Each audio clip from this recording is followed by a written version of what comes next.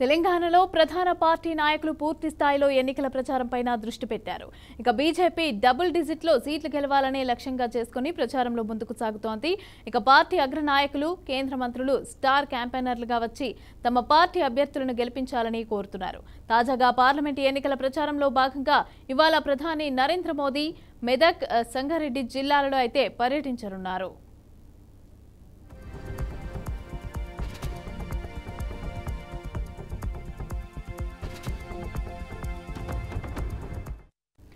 మెదక్, జహీరాబాద్ లోక్సభ నియోజకవర్గాలకి సంబంధించిన బీజేపీ ప్రచార సభల్లో పాల్గొననున్నారు.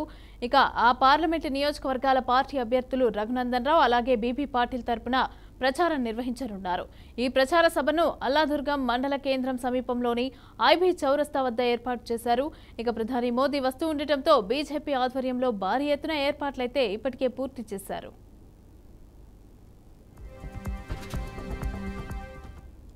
40 ఎకరాల విస్తీర్ణంలో సభాస్థలిని అయితే ఏర్పాటు చేశారు. మోదీ సభను సక్సెస్ చేసేందుకు భారీ ఎత్తున జన సమీకరణకైతే ప్రణాళికలు సిద్ధం చేశారు. సభా వేదిక ఏర్పాట్లను కలెక్టర్ రాహుల్ రాజ్ అలాగే ఎస్పీ బాలస్వామి పరిశీలించారు. సభా ప్రాంగణంలో ప్రత్యేక బలగాలతో భద్రతా ఏర్పాట్లు చేశారు.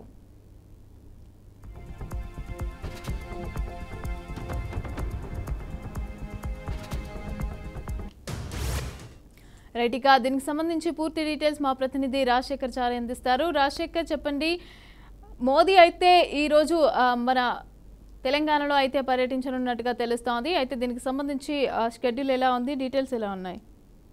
Thank you Mamata. బీజేపీ సంబంధించిన పార్లమెంట్ ఎన్నికల్లో బీజేపీ సంబంధించిన అగ్రనాయకులు ఎవరైతే ఉన్నారో వాళ్ళ ప్రచార ఢిల్లీ నుంచి వచ్చే వాళ్ళ వలసలు ఇంకా కంటిన్యూ అవుతున్నాయి. దానిలో భాగంగా ఈ రోజు బీజేపీ సంబంధించిన ప్రధానమంత్రి ఈ రోజు తెలంగాణకు రాబోతున్నారు. ఆయన ఈ రోజు జహీరాబాద్, మెదక్ లో ఉన్నటువంటి జనసభలో ఆయన మధ్యాహ్నం 2 గంటలకు ప్రజలను ఉద్దేశించి మాట్లాడబోతున్నాడు.